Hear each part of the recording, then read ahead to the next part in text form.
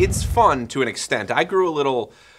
It sort of wore on me eventually because you essentially are being asked for 90 minutes to sit and watch this. It has one idea. It's essentially one joke extended for 90 minutes. And at a certain point, the movie does start escalating it so that it's getting more absurd.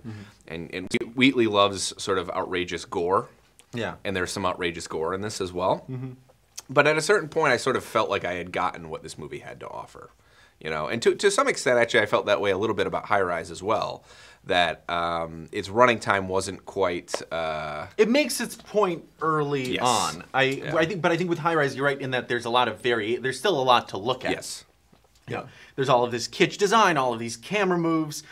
Yeah. And here, you're in one space, and I don't think, as much as I like some of Wheatley's flashiness, I don't think he's much of an action director. Like, you can never figure out. He's no John Woo. Yeah, he's no John Woo. He has not looked at this space and figured out, had figured out the sight lines necessarily. Yeah, you have no idea where anyone is, what direction they're shooting. Right, and that becomes part of the joke. I mean, to some extent, because at one point the characters turn to each other and say, "Did we shoot her or did they shoot her?" Yeah, because they don't know who's shooting who. They sometimes forget that other characters are alive. Right.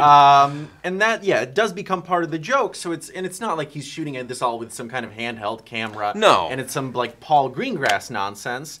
But he's relying sort of entirely on editing to get us from one side of this space to the other, in between these various characters, or among these various characters rather. And yeah, he's not. I get no sense that he's necessarily thought about that this has been carefully blocked. Tell our viewers a smarter thing about the film.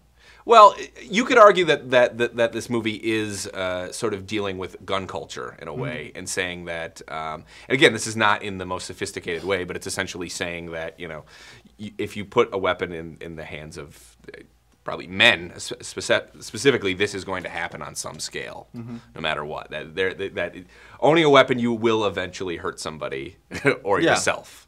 Essentially. But the movie's sort of physics and its sense of consequence, I think, doesn't necessarily underline that point too heavily, if you know what I'm saying. I mean, this is definitely a movie where, yes, we do see physically what a gunshot does to somebody, but we're still sort of seeing people take a half a dozen shots. Oh, yeah. And still crawl around, still essentially, there's a little bit of a Looney Tunes. Yeah. The only sort of concession to realism is that the characters are constantly passing out due to blood loss. Yes. And then just start waking up after everyone assumes that they're dead, which happens a few times. Yeah. But yeah, it's simple, and I don't think it's meant to be complicated. Yeah.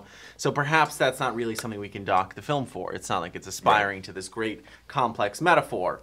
It's about people shooting guns at each other. It wants to be a good time. It's an exercise, essentially. Yeah.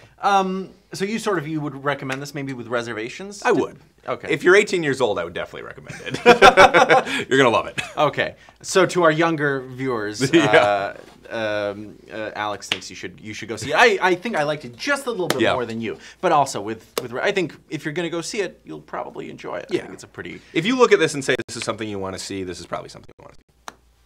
I think that's a very profound thought that applies to everything.